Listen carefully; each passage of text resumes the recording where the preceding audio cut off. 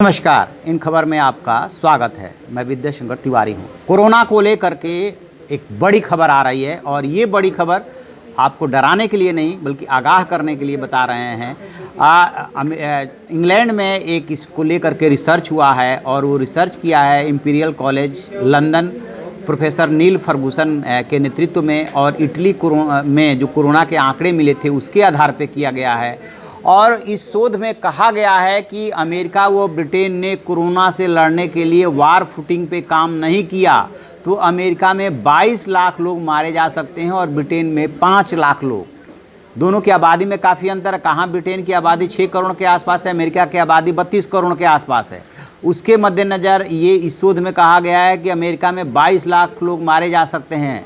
ये अभी तक किसी भी रिसर्च में या किसी भी शोध में किसी ने भी ऐसी बात नहीं की थी। जो ब्रिटिश इंपीरियल कॉलेज में जो शोध हुआ है उसमें ये कहा गया है। इसके बाद से जैसे ही ये ब्रिटिश शोध रिपोर्ट आई है, ब्रिटेन के प्रधानमंत्री बोरिस जॉनसन जो है उन्होंने कोरोना से निपटने के लिए और ज़्यादा कड़े कदम उठाए हैं। दुनिया की 5वीं अर्थव्यवस्था है ब्रिटेन, और उन्होंने इस बीमारी से जूझ रहे 70 लाख लोगों को अलग थलग रहने के लिए कहा है। अंदाज़ा लगा लीजिए, 6 करोड़ की आबादी 70 लाख लोगों को अलग थलग करने के लिए रहने के लिए कहा गया है।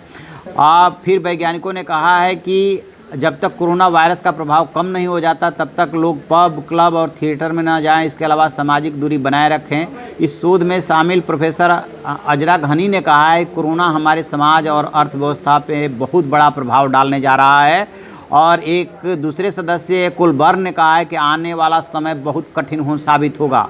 यानी कि कोरोना जितना हम लोग अंदाज़ा लगा रहे हैं उससे भी ज़्यादा भयावह रूप उसका होने वाला है।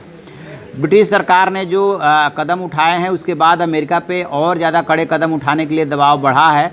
एक बात बता दें कि अमेरिका में अभी तक 6,319 कोरोना के मामले आए हैं, जिसमें 107 लोग मारे गए हैं।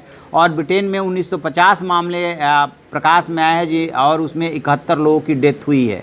तो अभी तो कह सकते हैं कि अमेरिका में जो है 107 लोग मरे हैं और ब्रिटेन में 71 लोग। लेकिन आगे के लिए जो रिसर्च बता रहा है वो बहुत ही भयावह तस्वीर पेश कर रहा है कि 22 लाख लोग अमेरिका में और 5 लाख लोग ब्रिटेन में मारे जा सकते हैं इस बीमारी से। लिहाजा ब्रिटेन और अमेरिका समेत पूरी दुनिया को जितना भी कदम उठाए हैं उससे और ज़्यादा कदम उठाने की ज़रूरत है। और ऐसे में सिर्फ़ और सिर्फ जो एक्सपर्ट्स बता रहे हैं वो आइसोलेशन ही जो है सबसे बेहतर उपाय हो सकता है। इसीलिए दुनिया के तमाम देशों में वर्क फ्रॉम होम हो रहा है। ट्रांसपोर्ट इस्तेमाल करने पर रोक लग रहा है कि आप घर से निकलिए ही मत, ताकि पब्लिक ट्रांसपोर्ट यूज करने की नौबत आए। और जहाँ भी भीड़ भाड़ वाली जगह हैं, पब हैं, रेस्तरां हैं, होटल है, वो सब पे जो है उस सब को बंद किया जा रहा है। स्कूल, कॉलेज, यूनिवर्सिटी सब कुछ बंद किया जा रहा है।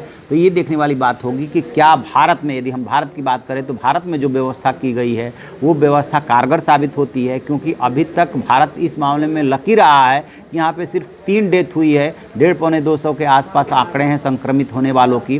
तो जो व्यवस्था है, चाहे भारत में, चाहे अमेरिका में, चाहे ब्रिटेन में, इटली में, स्पेन में, ईरान में, साउथ कोरिया में, जो प्रभावित देश हैं वो कारगर साबित हो पाता है या अभी और ज़्यादा करने की ज़रूरत है। और ये अभियान मतलब एहतियात तभी सफल हो सकता है जब आम आदमी जो है पूरी एहतियात बरते। अदरवाइज अकेले किसी भी सरकार इंक्लूडिंग अमेरिका से इससे निपटने की बुते की बात नहीं है जब तक आम जन सहयोग नहीं मिलेगा। चाइना के बारे में ये कहा जा रहा है कि जहाँ वुहान, जहाँ पे सबसे ज़्यादा इसका कहर था, उसने अपने को काफ़ी हद तक इस बीमारी पे कंट्रोल पा लिया। और बीमारी पे कंट्रोल पाने के बाद ही उसने अमेरिका पे चढ़ाई शुरू की है। यानी कि अमेरिका पे सख्त तेवर उसने अख्तियार किया है।